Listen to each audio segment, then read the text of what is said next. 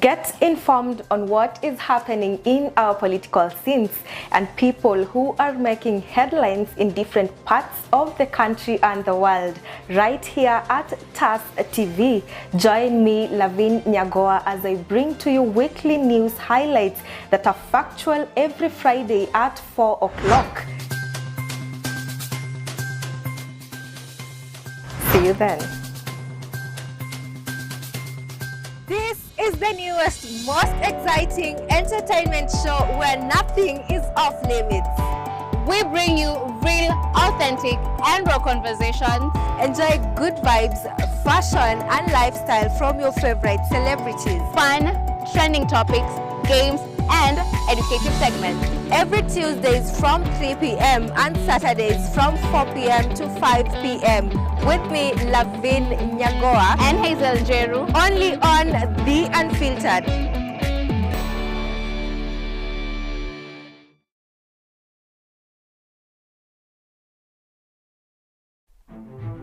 Welcome to TAS Media Institute, the home of undiscovered talents. You will be trained by professionals who have a passion in what they do. Do not be left behind. Enroll now and become a pioneer of TAS Media Institute.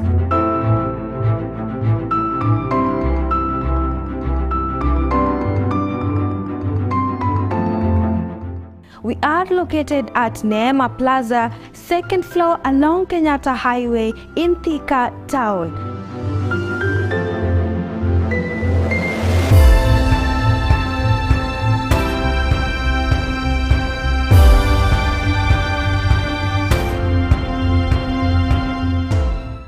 Life can sometimes take unexpected turns, and this family's story is no exception. When a gas explosion completely changed the course of their living, Mr. Joseph Lual and his family have been forced to face unimaginable hardships. But even in this phase of adversity, they have managed to persevere with so much resilience. And as the saying goes, adversity introduces you to yourself. Let's get the story of Mr. Joseph and his family.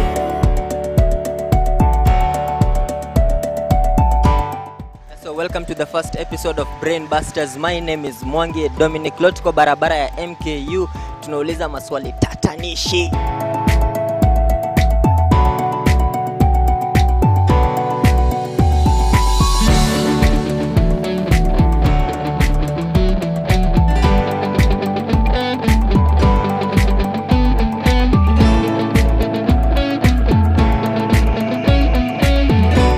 At TAS Media Institute, we let you discover your talent.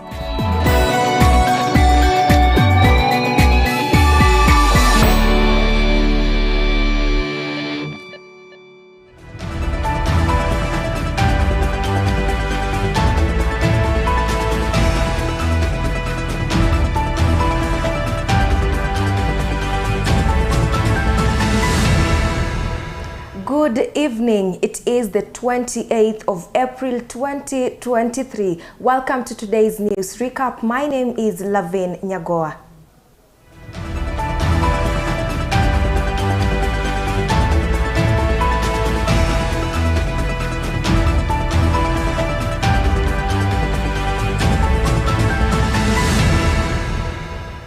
Let me take you through what has been happening throughout this entire week. Now, community social organizations are calling on the government to remove the tax levied on aid products they bring from foreign countries. Speaking during an event to distribute wheelchairs to children in Teso North, Helping Hand organization representatives said the tax levied on the aid products undermine their efforts to help children living with disabilities and those from disadvantaged families. The problem now reaches when it comes here. We have these sanitary pads we want to bring here. The government took care, wanakwambia donation has to be paid, duty has to be paid on donation. So we are asking this government, please, you have all the machineries If somebody is bringing donation and selling, you have all the machineries, you have the police, you have the cabs, you have the carrier, you can follow this. These are sanitary from Germany. They're actually written in Dutch. They're not in English, and nobody can sell them. Get these kids. Today we supplied more than 150 kids here with a sanitary pad to help them for 2 months. You know, for 2 months this girl will study. He has no issues. You know, we have got girls being pregnanted by border guys because they are buying them a 50 shilling sanitary pad. The only difference between us with other NGOs, we use a crazy system called social media. Our members who are all volunteers, they shoot this thing out. It goes to the people who are supporting us, mostly Kenyans working abroad and also Kenyans who are here. Albinism imeanzishwa long time, about 2 years ago. We're not political group, we're not a religious group. We're a humanitarian group. Wherever there is help is needed, we go there. Tushachukua datas yote, tushaenda around, tushaangalia. Inshallah Mungu atuwezeshe, na donors pia tunawashukuru. Wao pia Mungu awajalie waweze pia. As a member of parliament, I get concerned that some of these NGOs who are doing a very good job, like Helping Hands Pwani, should actually be exempt from taxation because they are not doing it for profit. Still on community organizations, Pad Pals Kenya has donated sanitary towels to young girls at the Salama Center in Thika Town in a bid to tackle period poverty and period shame. The organization's main aim is to equip young girls with information on menstrual hygiene and to eliminate the stigma associated with periods. The donation was made in partnership with Boresha Jamii Initiative, an organization that provides health and education services to the local community. Pad Pals Kenya is committed to ensuring every girl in Thika Town has access to menstrual products and education. I'm Lily Monica. I work with Pad Pals Kenya. The Pad Pals deals especially with girls. So we are targeting girls as our main objective, and we are at the Salama Center. Our main intentions here are to give out pads because we have realized a lot of girls are suffering from period poverty, stigma, and period shaming. And period poverty is something that is affecting a lot of girls, so pad is the main thing that we are getting out. Kwa majina naitwa Abigail. Well, today's session was good. It was interesting and changamoto zipo mingi. Sisi kama wasichana, kuna wasichana ambao kukosa hivi sanitary towels. So this is what they're forced to do with some mattresses. Wasichana wapo wengi na ingawa wengi ni wazazi for now, na they when you give up on a life, they never went back to school. But for me, I have a chance, a summer, and I can also educate more. I would like to say thank you for everything that you've done for us, for the provision of the sanitary towels, and also teaching us. Residents and tourists in Diani town in Kwale County have been treated to a unique sight as a tower in the shape of a sea wave built using plastic bottles was launched in the area. The innovative tower, which has been created using more than 7,000 plastic bottles, was developed as part of an environmental campaign aimed at inspiring local tourists to cut down on plastic waste. The campaign, developed by local community-based organization Heri Kenya in collaboration with NEMA and the Kwale County government, is expected to be followed by similar initiatives in the near future as more local organizations join forces to battle plastic pollution in Kwale. Ni mradi wa kutoa ile sensitization hamasa kwa watu wetu wote, sio wa Diani peke yake bali Kenya na dunia nzima, Afrika na Kenya, dunia nzima. Na hapa Diani sote tunajua kwamba ni nguzo ya tourism. Tuna hope to create awareness kwa watu wasitumie plastiki. Kama unaweza avoid kutumia plastiki itakuwa muhimu sana, na kama umezitumia usiziache kwa mazingira mahali huko, unafaa kupeleka mahali ambapo hasitachafua mazingira. Wale wote ambao wanakuwa vyanzo vya taka lazima wawajibike na wahakikishe kwamba wanatenga zile taka ili hizo taka ziweze kutumika katika nafasi zingine ya kutengeza bidhaa vingine. Kuna wanyama kwa bahari ambao huwa wanauliwa na plastiki. Kuna zile tunaita microplastics ambazo zinaingia kwa mili ya wanyama, zinafanya hawawezi digest chakula, hawawezi kula vizuri. Does last and has an incredibly long lifespan. So we just learned that 450 years is the life of a plastic. So it will be here before us, after us, and we're using them as if it just lives in our environment, but it will become the environment for sure. We know that plastic waste is the #1 area where disease-causing mosquitoes breed. So those mosquitoes then bite us, cause fever and sickness and illness, and bring badness to our communities. And so we're bringing awareness here, but what we're actually doing is convening a lot of key stakeholders, the governments. Itakuwa ni kuweza kuelimisha umma na washikadau wengine ili waweze kutilia mkazo wa kupunguza matumizi ya chupa zile zinatumika mara moja, ama waweze kuzitumia kwa njia nyingine badala ya kuzitupa ovyo ovyo.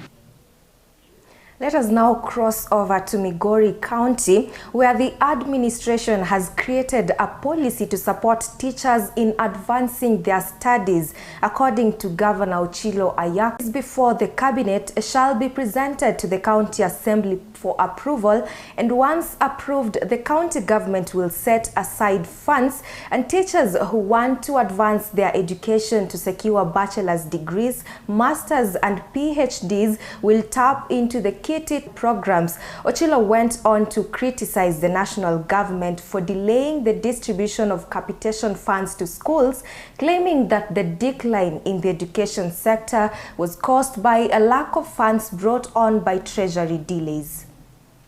Service delivery is suffering because the national treasury is not releasing money to those who are charged with the responsibility of providing services. It is sad that public schools, both at the secondary and the national level, do not receive capitation in the time. A country or a nation that does not invest in education is a nation or a country that is lost. We are not, as a national government, supporting the education sector. So the principals we have met with today are struggling with supporting and also educating the pupils and students they have in those institutions. The pupils and students need support by way of books, by way of food, and by way of sponsorships for the activities that they need to do. So when such money is delayed, we as a nation are reducing. This is also made worse by the fact that counties have not received exchequer releases since January. Services in the counties that are supposed to be offered by county governments have stalled. And now services that are supposed to be offered by principals in secondary schools and also head teachers in primary schools are stalling. I do not know what is happening. We are aware that KRA is collecting more money than it used to collect, but it does appear that priority is not being given to sensitive and important services.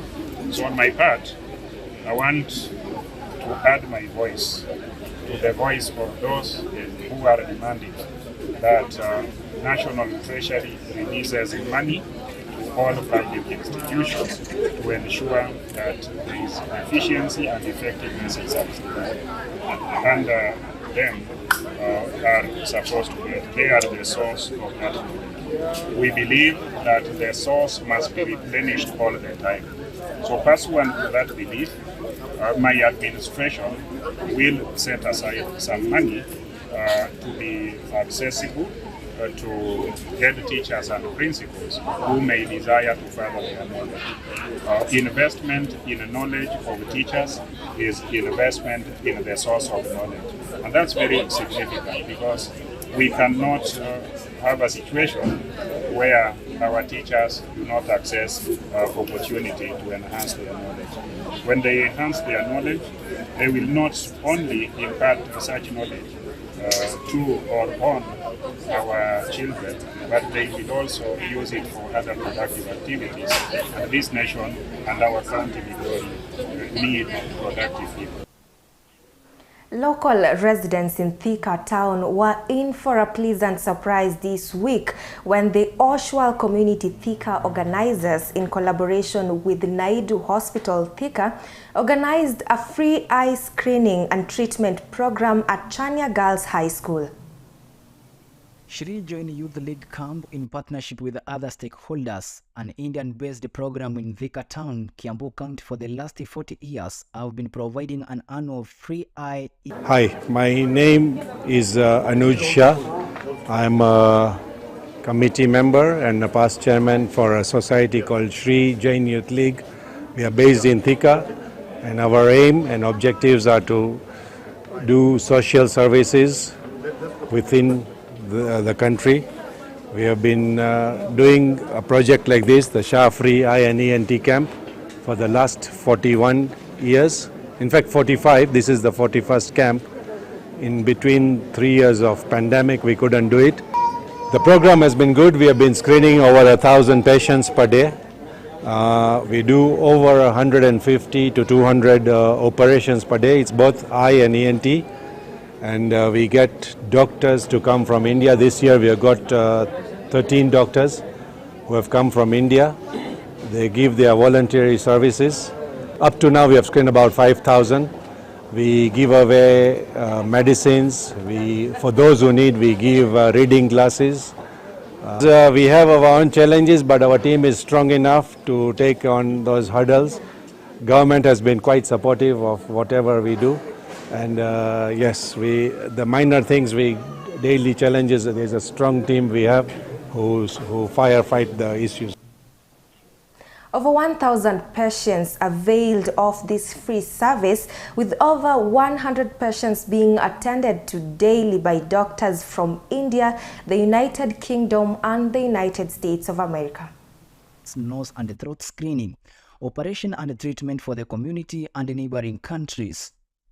The free program starts right from when the patients are received in the facility, register, treatment, admission for the 3 to 4 days depending on individual treatment prescription, discharge, and lastly, they are offered a free transport back home. To ensure everything falls into place, doctors from India, United Kingdom, and the USA flies into the country every year for a free voluntary services provision in all departments. In conjunction, they work hand with the local nurses from Thika Medical Training College, who from their take says it is a nice experience they receive in serving the community and such capacities.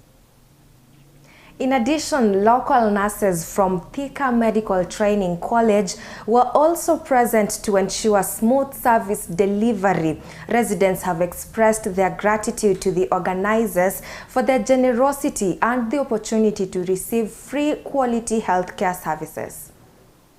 Abdiaziz, natoka hapa Thika KMTC. Mimi ni student nurse na I'm the head of these training nurses wenye wako hapa. Sisi pia kama training nurses ambao tuko hapa, tunaona ya kwamba tumepata hiyo exposure ya kufanya na madaktari kutoka mbali. Kama tumeona madaktari kutoka huko United Kingdom, madaktari kutoka India, na tulikuwa tunawasaidia kuuguza hawa wagonjwa.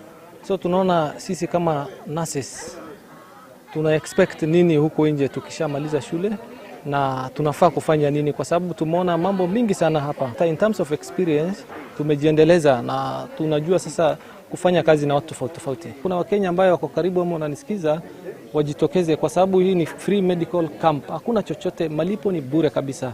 Bariki popote mnaenda, Mungu amtendee mema pamoja na familia zenu.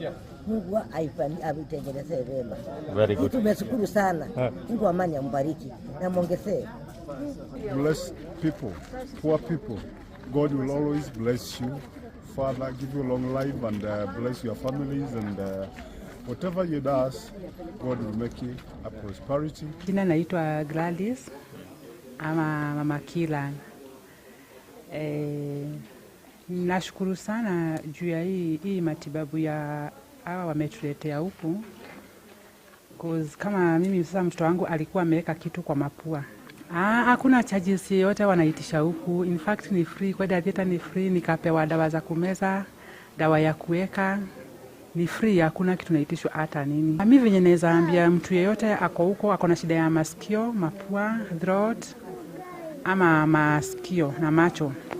Mimi naweza waambia next year juu hawa watu watakuja, ukisikia tu kwa gazeti ama mahali popote usikie tu wanakuja, kibia haraka.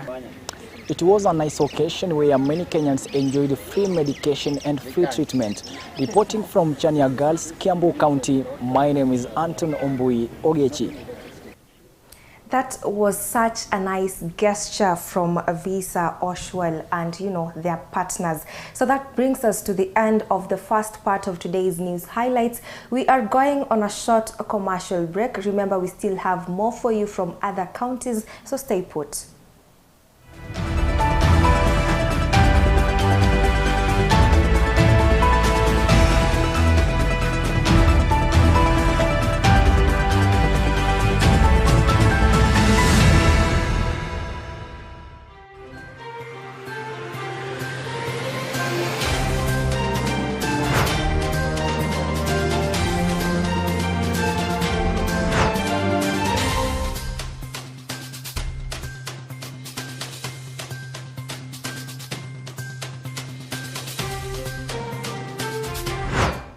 Get informed on what is happening in our political scenes and people who are making headlines in different parts of the country and the world right here at TAS TV.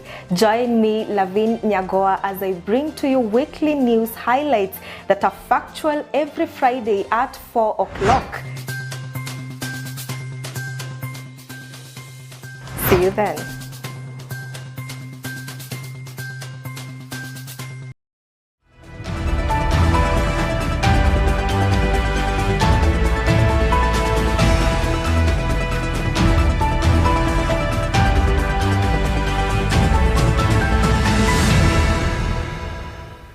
Welcome back. Thank you so much for choosing TAS TV. And now to Kiambu County. Over 700 healthcare workers in Kiambu County have been promoted in an effort to boost their morale after waiting 4 years. Speaking at the county headquarters in Kiambu town, Governor Kimani Wamatangi said the promotions were well earned because the healthcare workers have worked hard to make sure that patients received high quality healthcare. Wamatangi continued by declaring that his government is committed to ending a pattern in which employees go unappreciated and that it will make sure that diligent employees are promoted. We are up to date with all the payments, and we have ensured that all our people are going to continue giving services. And like I've said, what we have done is to ensure that we are saving every penny that we have to serve the people of Kiambu. Not that we have extra money, but we are not misusing the money that we have. We have decided that we are going to be responsible in how we use public resources. We greatly appreciate His Excellency the Governor for the promotion of about 700 health workers. This is a great milestone for us as health workers in this Kiambu County. We know that the county administration under Dr. Wamatangi inherited a very fragmented workforce. But we have great hope in him that we are at an inflection point and things are going to change for the better. Kisumu's county government has commenced supply distribution to over 1,000 families affected by floods in the region. The food and non-food items worth 5 million Kenya shillings will support a total of 1,200 households for 2 weeks as the county government moves to mitigate the efforts of floods following heavy rains in the county which have caused displacements and damage to property and economic lifelines. The current heavy rains pounding Kisumu and many other parts of the country has brought with it flooding in some of the flood hotspots in the county, causing displacements and damage to properties and economic livelihoods.